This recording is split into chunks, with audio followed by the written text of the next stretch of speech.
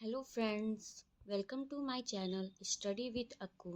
तो आज मैं यहाँ आपसे साइंस के चौथे लेसन प्लान के बारे में डिस्कस करूँगी। तो वीडियो स्टार्ट करने से पहले जो इस चैनल पर नए हैं वो इस वीडियो को लाइक, सब्सक्राइब और अपने दोस्तों के साथ ज़्यादा से ज़्यादा शेयर करें। तो आइए अब हम अपना वीडियो स्टार्ट करते हैं। तो ये जो साइंस का जो लेसन प्लान है ये क्लास 6 के लिए है और इसका प्रकरण पदार्थों का पृथक्करण है। तो आइए हम देखते हैं, सबसे पहले हम लेसन प्लान में क्या लिखते हैं। तो पहले हम विद्यालय का नाम लिखते हैं, फिर छात्र अध्यापिका का नाम, उसके बाद हम दिन डालते हैं, कक्षा 6, विषय में विज्ञान, अवधि में हम 36 या 35 मिनट भी, कालांश में हम द्वितीय डालते हैं और प्रकरण हमारा है पदार्थों का पृथक्करण। इसके बाद हम समान उद्देश्य लिखते हैं। पहला उद्देश्य है छात्रों में विज्ञान विषय के प्रति रुचि उत्पन्न कराना। दूसरा है छात्रों में वैज्ञानिक दृष्टिकोण विकसित करना। तीसरा है छात्रों की तार्किक शक्ति का विकास करना और चौथा है छात्रों की चिंतन शक्ति का विकास करना। पांचवा है छात्रों को दैनिक जीवन में विज्ञान विषय की उपयोगिता से परिचित कराना। समान उद्देश्य के बाद हम विशिष्ट उद्देश्य लिखते हैं। पहला उद्देश्य है छात्रों को पदार्थों के पृथक्करण और उसके विधियों के बारे में जानकारी प्राप्त हो सकेगी। दूसरा है छात्र पृथक्करण के विधियों की व्याख्या को समझ सकेंगे। तीसरा है छात्र पृथक्करण के विधियों को चार्ट या चित्रों के माध्यम से आसानी से समझ सकेंगे। चौथा है छात्र पदार्थों का पृथक्करण की विधियों का दैनिक जीवन में प्रयोग करने का कौशल विकसित कर सकेंगे। अब हम इसके पश्चात सहायक सामग्री लिखते हैं। सहायक सामग्री में हमारा आता है चौक, डस्टर, चार्ट, लपेट श्यामपट्ट और संकेतक आदि आते हैं। सहायक सामग्री के बाद पूर्व ज्ञान लिखा जाता है। आइए हम देखते हैं पूर्व ज्ञान में क्या लिखा जाता है। छात्र पदार्थों के पृथक्करण और उसके विधियों के बारे में सामान्य जानकारी रखते हैं। इसके बाद हम प्रस्तावना प्रश्न लिखते हैं। प्रस्तावना प्रश्न इसलिए पूछे जाते हैं ताकि आज हमें जो भी टॉपिक या प्रकरण पढ़ाना हो वो हमारा इन प्रश्नों के माध्यम से निकल जाए। और ये ऐसे प्रश्न होते हैं जो एक दूसरे से संबंधित होते हैं और बच्चों के पूर्व ज्ञान पर आधारित होते हैं। तो देखते हैं पहला प्रश्न क्या है। आपके घरों में खाने में क्या क्या चीज़ें बनती हैं? तो बच्चे उत्तर देंगे दाल, चावल, रोटी, सब्जी आदि। फिर दूसरा प्रश्न है रोटी किस चीज़ की बनती है? तो बच्चे उत्तर देंगे गेहूं या गेहूं के आटे का। तीसरा प्रश्न है गेहूं को पिसाने से पहले क्या किया जाता है? तो बच्चे उत्तर देंगे धोया जाता है और उसे फटकना पड़ता है। चौथा है फटकने से क्या होता है? तो बच्चे उत्तर देंगे कंकड़ पत्थर बाहर निकल जाते हैं। पांचवा प्रश्न है कंकड़ का बाहर निकलना विज्ञान की भाषा में क्या कहलाता है? तो ये प्रश्न जो है ये बच्चों के लिए समस्यात्मक प्रश्न हो जाता है। तो इसके बाद हम उद्देश्य कथन लिखते हैं। आज हम पदार्थों के पृथक्करण और उसके विधियों के बारे में अध्ययन करेंगे। अब हम प्रस्तुतिकरण लिखेंगे।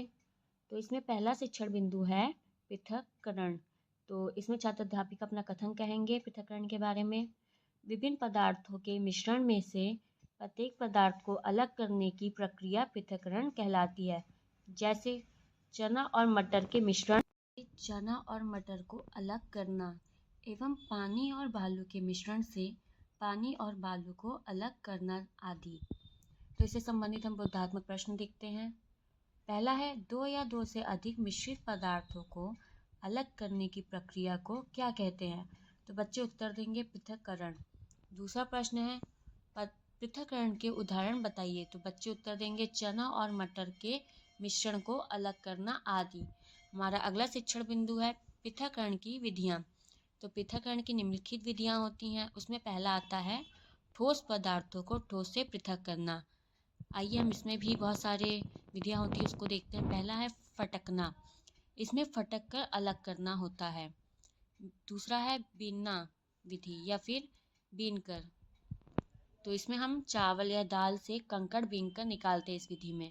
तीसरा है चालना विधि, तो इसमें चलनी से चालकर इस विधि को किया जाता है। चौथा है थ्रेशिंग, थ्रेशिंग में पीटकर या थ्रेशिंग मशीन द्वारा इस विधि को पूरा किया जाता है। पांचवा है ऊर्ध्वपातन, ठोस से सीधे गैस में बदलकर इस विधि का प्रयोग किया जाता है। और अगला है, आइए हम इससे संबंधित बोधात्मक प्रश्न करते हैं। तो पहला है, ठोस पदार्थों को ठोस से पृथक करने की कितनी विधियां हैं? तो बच्चे उत्तर देंगे 5। ऊर्ध्वपातन विधि में क्या होता है? तो बच्चे उत्तर देंगे पदार्थ ठोस से सीधे गैस में बदल जाते हैं।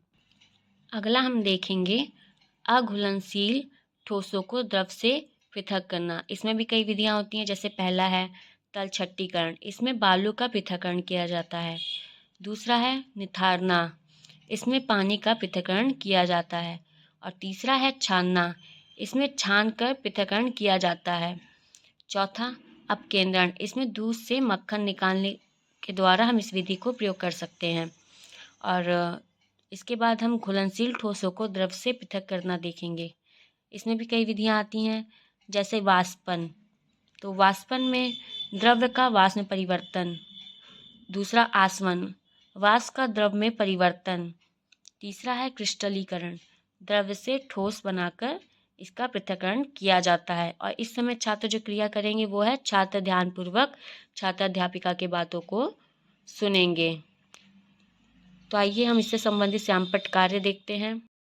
देखिए, जैसे मैंने यहाँ श्यामपट्ट कार्य में पदार्थों के पृथक्करण की विधियों के कुछ चित्र चिपकाए हैं। जैसे पहला है ठोस पदार्थों को ठोस से पृथक करना, तो इसमें मैंने फटकना विधि का चित्र लगाया है। उसके बाद थ्रेशिंग विधि का चित्र लगाया है, फिर बीनना विधि का चित्र लगाया है और चालना विधि का चित्र लगाया है। ये हमारे ठोस पदार्थों को ठोस से पृथक करने की विधियां हैं। अगला है अघुलनशील ठोसों को द्रव से पृथक करना। जैसे पहले मैंने यहाँ तलछट्टीकरण विधि का कुछ चित्र बनाया है, दूसरा निथारना विधि का चित्र बनाया है और छानना विधि का चित्र चिपकाया है। अगला है घुलनशील ठोसों को द्रव से पृथक करना। तो यहाँ देखिए, मैंने इसमें वाष्पन और आसवन विधि दोनों का मिक्स चित्र चिपकाया है यहाँ पे। तो आइए अब हम इससे संबंधित कुछ मूल्यांकन प्रश्न देखते हैं। अभी तक हमने जितने भी शिक्षण बिंदु पढ़े हैं उससे संबंधित मूल्यांकन प्रश्न। तो पहला प्रश्न है, पृथक्करण किसे कहते हैं? दूसरा प्रश्न है, पृथक्करण का कोई एक उदाहरण बताइए। तीसरा प्रश्न है, ठोस पदार्थों को ठोस से पृथक करने की विधियों के नाम बताइए। चौथा प्रश्न है, फटकना विधि का कोई एक उदाहरण बताइए। पांचवा क्वेश्चन है, तलछट्टीकरण विधि से में किसको पृथक किया जाता है। छठवां है, वाष्पन विधि में क्या होता है। निरीक्षण कार्य देखते हैं।